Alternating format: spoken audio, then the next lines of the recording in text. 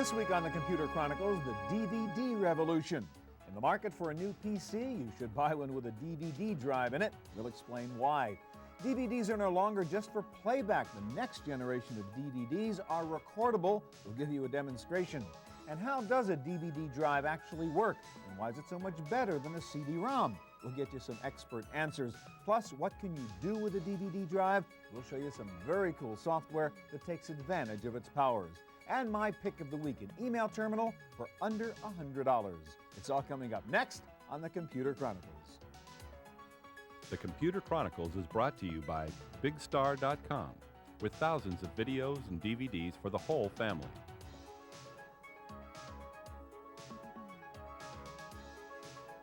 Additional support by TechWeb for up-to-the-minute technology news. And by TVA, Television Associates, bridging the worlds of computers and video with DVD authoring and MPEG encoding services.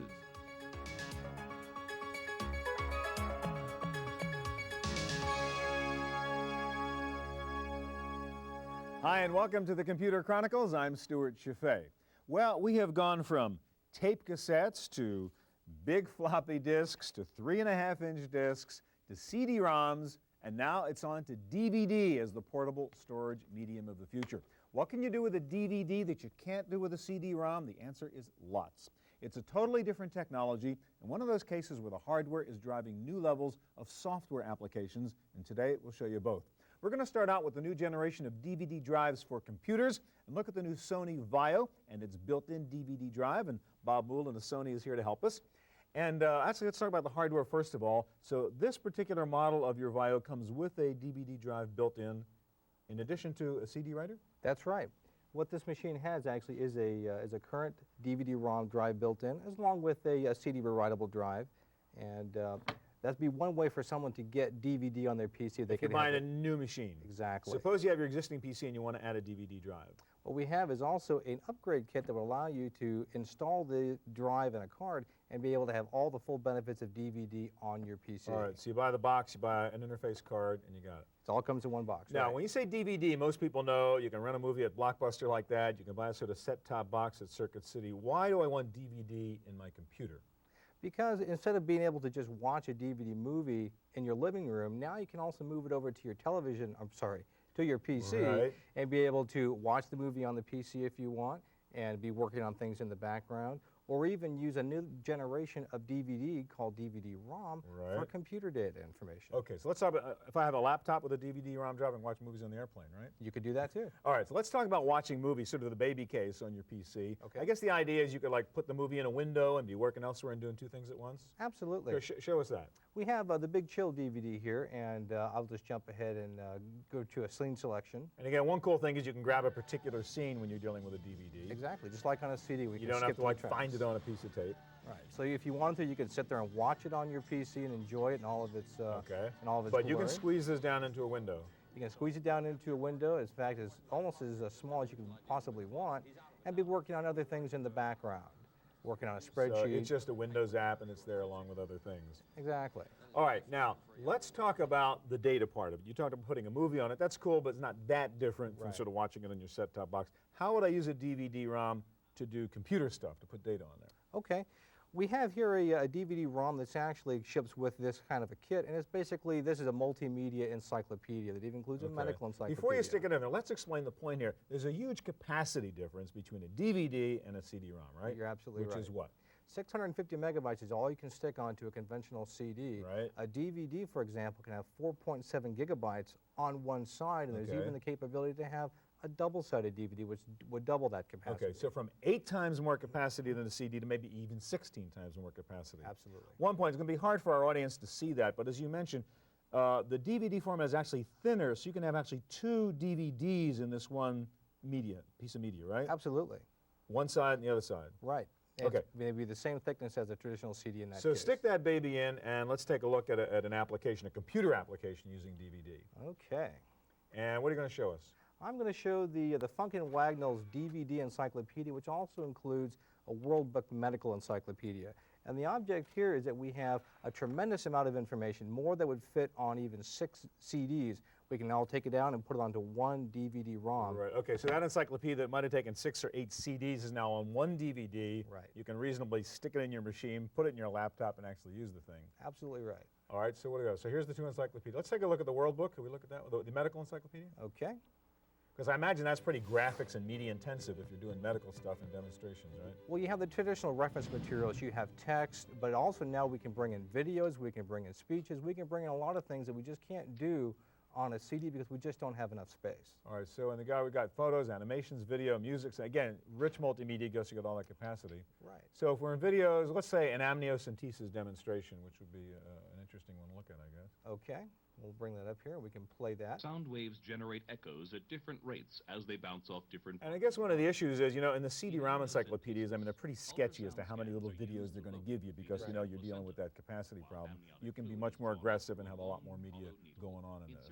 You can have more media, and also the quality of the media is better because DVD uses MPEG-2, which is a much, much higher quality than you can put onto a CD. So you get more content and you get better content. So I guess we need a DVD drive in our PC then, Bob. Absolutely. Thanks a lot. Thank you. All right, well, for a while, the big complaint about CD-ROMs was that you couldn't record on them. Of course, all that changed with the advent of CD burners. The same is happening now with DVD media. And what we want to show you next is a brand new rewritable, recordable DVD drive. And Jeff from Panasonic, you're going to help us do that.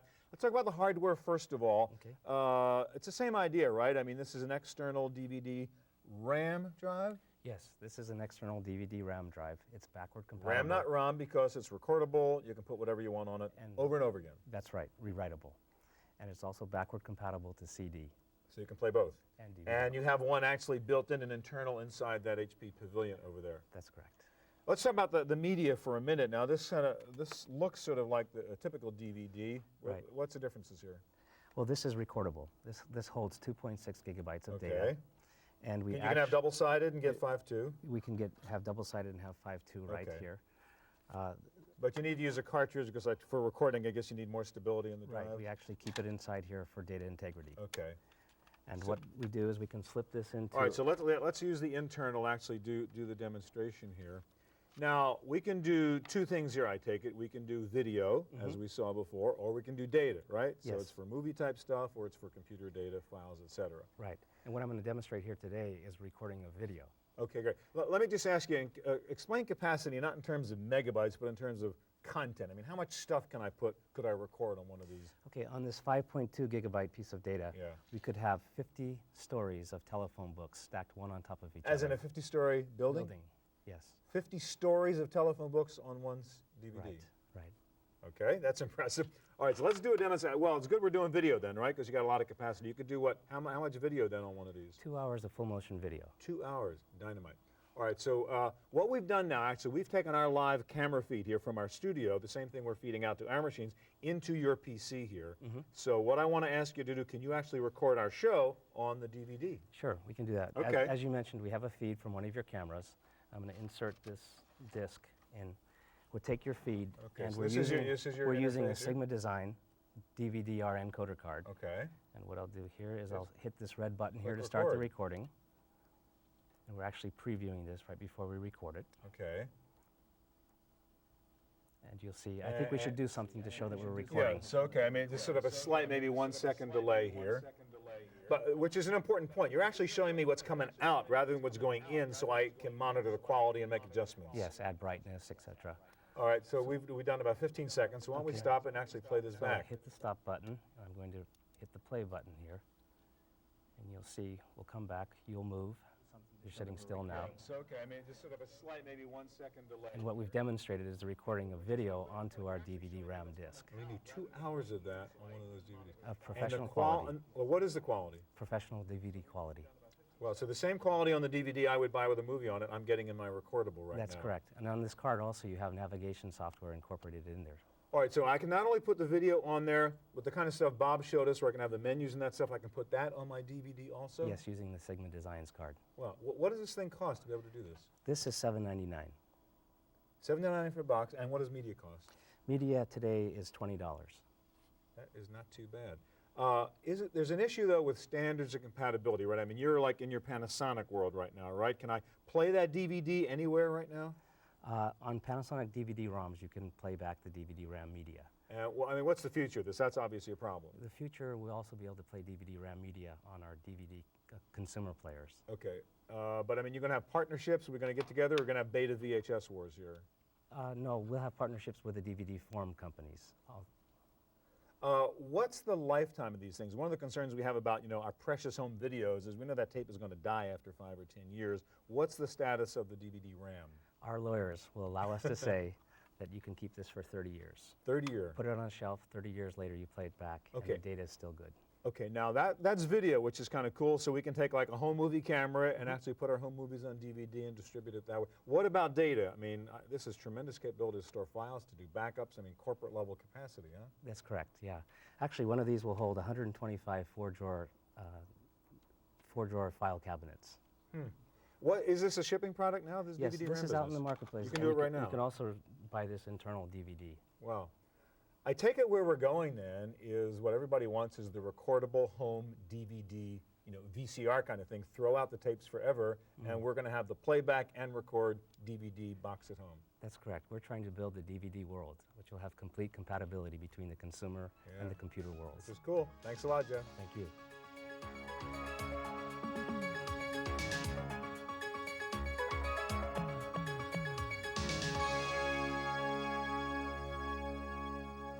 So far, we focused on DVD hardware. Let's turn now to software and what you can do with these drives so we can figure out if it's worth buying them. There are some very cool new titles that take advantage of the DVD technology. One of the best is the new DVD version of Microsoft Encarta. Here to show us Encarta and a few other things is Ron White, author of this excellent book, and we've showed you this before, How Computers Work. This is actually the brand new Millennium edition. Millennium had to be. And Ron is also senior editor with PC Computing. All right, let's talk about how DVD works, okay? First of all, I mean, what is the trick? How can we get 8 times as much data on a DVD-ROM as a CD-ROM? It is a trick, and there's some tricky things involved, because like this is the Yellow Submarine. That's a DVD. DVD. Yeah, it looks like a CD. Yeah, looks like a CD. You couldn't tell the difference. But actually, there are 3 important differences. They use an MPEG compression that just works with video and sound very well. The little spiral of information where stuff is written on here is a tighter, smaller spiral. Narrower tracks. But here's the really tricky thing. It looks like there's one surface to this. There's not. There's 2 surfaces. So even on a one-sided DVD, we're really looking at 2 layers. 2 layers. And on a double-sided DVD, which they go up to, you'll get 2 layers on each side, and you reach like 17 gigabytes. You have a great illustration in your book, which I saw before. That might help people understand what we're talking about, right? That's right. If you see the little blue dots, that's data on one layer, and a laser beam focuses on that layer. But to read the second layer of the gold underneath, it just changes the focal length of the laser beam, so it just goes right through that first layer and reads data off the second layer. That's pretty cool technology. It is. It's amazing. Now, I want to ask you, though, what are we going to do with this capacity? It's cool to watch a movie on a DVD, but from an application software point of view, what do we need? I don't know an application that takes 8 megs of RAM. There have not been a great number of software out on DVD. It is mostly movies. Some of the stuff that's coming out on DVD is a bad idea. Give you an example, games. Some game producers thought, oh, well, this is neat. We put video in our games, which sounds good. But you watch some of these games, and you'll be open door A or door B. If you open the wrong door, you go back 20, 30 seconds in the movie, have to watch that over again. Yeah, you wind up watching the same pieces of film over and over again. Today, the thing is 3D games where you've got unlimited freedom to go any place, and you don't need a lot of disk space to hold a good 3D game. I think we're finding some stuff now is where multimedia really works out like Encarta. Well, let's go first of all. National Geo is a great example. National Geographic. Because that's the use of mega capacity. This is actually for DVDs. And originally this was 36 CD-ROMs. And it's every issue of National Geographic, 170 years. That's ever been printed. Every page, 170 years worth of National Geos. Right here. Yeah, so that's one way. A couple of garages worth of. Oh yes, I know. There's somebody with his garage filled with these, he's thinking, oh, I could have had this. And this is the text and all the color pictures. That's right, all and that it's stuff. all searchable text. It's really a very nice Right. achievement. So this is like a huge storage room full of stuff. That's right. All right, that's so that's a good one way use. to do it, just for pure storage of data. But this doesn't have sound, video, because the magazine didn't. So that's Encarta. In Encarta, you get to use sound and video. That's where DVD really is handy. All right, so there you're using the capacity not just for a lot of stuff, but really get lots of video. And audio and multimedia in there. Right, because this whole process is a lot using those elements, and Microsoft does a very good job on its multimedia encyclopedia. Well, let's take a look at Encarta. You have it up here, for example. Yeah, I've got this in my laptop, and it's I carry it because for one disc in a laptop, this Encarta DVD is the best thing you can have. So this is the default DVD in your machine because you're carrying around the entire library. Right, I've got a dictionary, encyclopedia, atlas,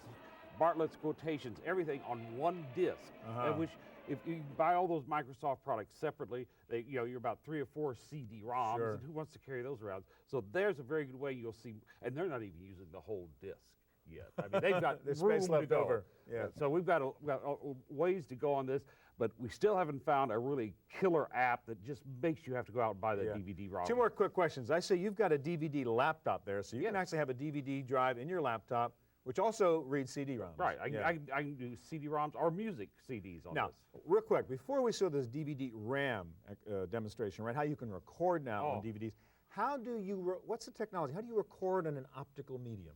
Okay, it's very interesting. It's made of a crystalline layer, one of those layers we were talking about. You focus a hot laser beam on there, and it kind of scars the layer, which makes for ones and zeros, whether it's scarred or not. And you can redo that over and over again. Because then you come back later and use a slightly less hot laser beam, and it heats that material until it forms back naturally into the same crystalline structure that it was. You can do this 100,000 times, amazing technology. and it's still good. Ron, thank you very much. You're welcome. All right, so DVD is great for educational stuff, but what else can you do with it? How about music videos, 3D games, even IMAX films? This is Bob Michaels, known affectionately as DVD Bob, because he's technical director with Enterprise DVD, an affiliate of Slingshot Entertainment. So let's talk about what the real value of DVD is. Ron was saying, well, we can't really figure out how to use all this capacity. The fact is it's more than just capacity, isn't there? There's a higher data rate with DVD. That's right. I mean, using existing formats, we can increase data rates. Just as we had CD-ROM data rates, we were limited at the quality we could stream off the disk. Now we can increase those data rates, thus increasing the quality. And how do you, I mean, what is it about DVD that gives you a greater data rate? Well, when they created the DVD video spec, they had to create the drives to stream off data much faster to accommodate the MPEG-2 data rates that they need to achieve that quality. Okay. So even in a game environment, you can not only put a lot of games on a DVD, but you might get better performance out of the game at the same time. That's correct. That's correct. All right, music videos. I know you guys have a new CD, and that's obviously going to take up a lot of storage to get the music, to get the video, and you've got a new CD that actually puts together a bunch of music videos on a DVD. Yeah, what we have is actually our first prototype of what we're going to anticipate the new DVD audio disc. Now, what's DVD audio? DVD audio disc is the new emerging format that is focused in the audio arena. DVD video allows you to stream off 96 kilohertz audio, very high quality. DVD audio even takes it another step to 192 kilohertz. All right, so we got a video rolling here. That's right. These are the menus, the interactivity that you get in DVD, all the menus. And you can... And that's not broken, that's the way it's supposed to look. It's a music video. That's right. You know, this is all right, MTV. so another advantage, better audio quality coming off a DVD, besides all the other stuff. That's correct. Not only do we get the superb quality of MPEG-2, much like what you get off your satellite systems, but you get the audio.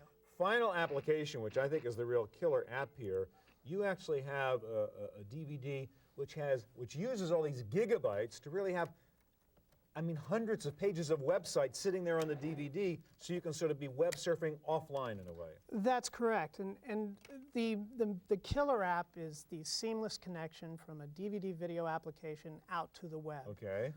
Not only does it allow us to have interactivity between the DVD video and the web, but it also allows us to, in the future, unlock certain assets that we might embed on a DVD and unlock them in the future. All right, so this is actually an original IMAX film, which you guys have converted to DVD format, right? That's correct. And what's the title of it, actually? The title of this actually is Greatest Places. It's a 40-minute IMAX Tour of the film. world, great, That's okay, the kind correct. of thing we see on an IMAX. That's right, and what we did here is we actually included the home site of Greatest Places, the film's home website. Okay, so when I'm watching the Greatest Places DVD, I can go out to the website that supports the film on the DVD because I can put those gigs of information out there. That's correct. We put non-variable data on the disc. If you're on an airplane and you're viewing our disc, you can still cruise the Can web. you like click? I mean, is that a link? You can actually go somewhere So we with can this stuff? actually, and if you're not connected, it'll prompt you to dial up if we go out to the web. So we can go to my catalog here, we can get descriptions of other products, and these are all embedded on the disc. So again, with that capacity, you can go out and get whatever it is. I mean, there might be other applications where you can just suck up tremendous amount of stuff that might be sitting out there on the web, stuff you might standardly reference and have it right here on your laptop, as you say, even if you're on That's the plane. correct. That's correct. Where else are we going to go with this stuff? I mean, what is that real killer app that Ron was talking about, you just mentioned? What's going to make people go out and buy DVDs? The killer app is going to be versatility. I mean, DVD doesn't stand for digital video disc, it stands for digital versatile disc. So is that a marketing term for you guys? No, actually it's a DVD forum term, and that will actually, this is the true multimedia platform. And is this the end of the line? I mean, we go from one to the other. What happens after DVD? Who knows? HD DVD? I don't know. There we go. Hey, thanks very much. Absolutely. All right, well, that's a look at the DVD revolution. I'll be back in just a moment with my pick of the week. Don't miss it.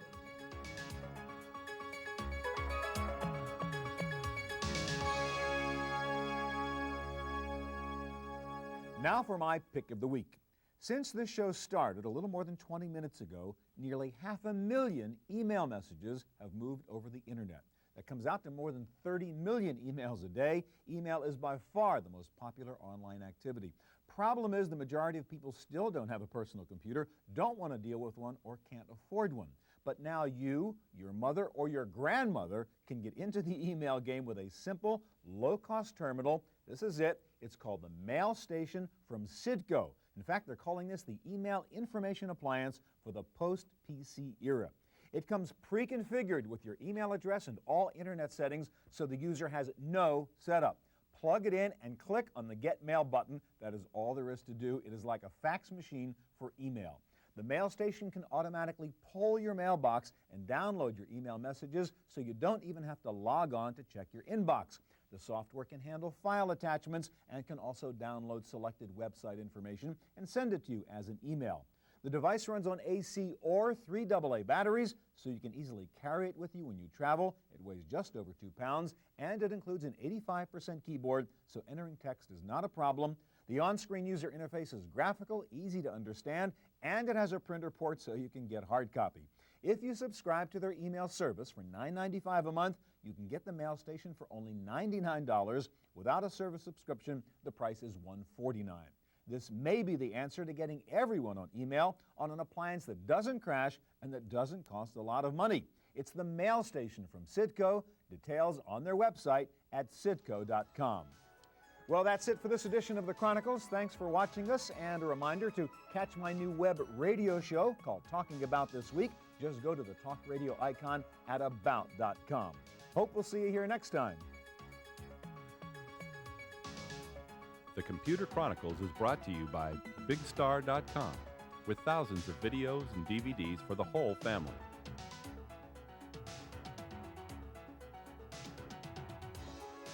Additional support by TechWeb for up-to-the-minute technology news. And by TVA, Television Associates, bridging the worlds of computers and video with DVD authoring and MPEG encoding services. To purchase a videotape copy of today's program, call toll-free 1-888-310-7850. Please specify the show number and the topic.